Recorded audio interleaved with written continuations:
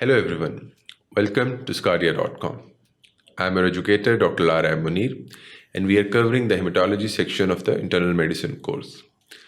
In the previous lectures, we started talking about the leukemias. We classified the leukemias into various subtypes and we specifically talked about the acute myeloid leukemia.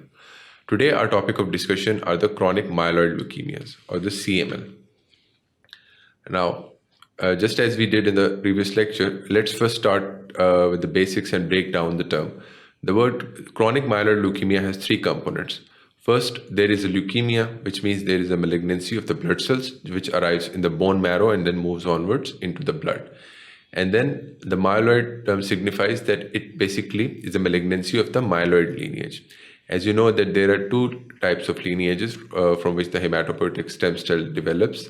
The myeloid lineage or the lymphoid lineage. The myeloid lineage further goes on to divide into the granulocytes, which includes the neutrophils and monocytes, and then further onwards there are also other white blood cells, while the lymphoid lineage is primarily concerned with the T and B lymphocytes.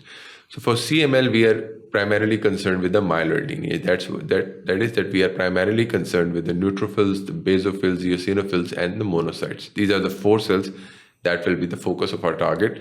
And these are the four cells which develop leukemia or malignant potential. And the word chronic signifies that it is a slow developing tumor. It's a slow developing process.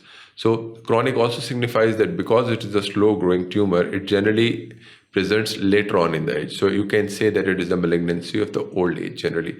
Median age of presentation is around 50 to 60 years of age, with a lot of patients presenting as late as 65 to 70 years of age. So in contrast to acute myeloid leukemia, CML is a slow process and it generally involves an older population. And then because it is an older process and it is a slow growing tumor, the cells are generally much mature as compared to the acquired the myeloid AML cells. In the AML, we had the blast cells, which are very immature, very primitive, very left-shifted cells, the initial phases of the differentiation.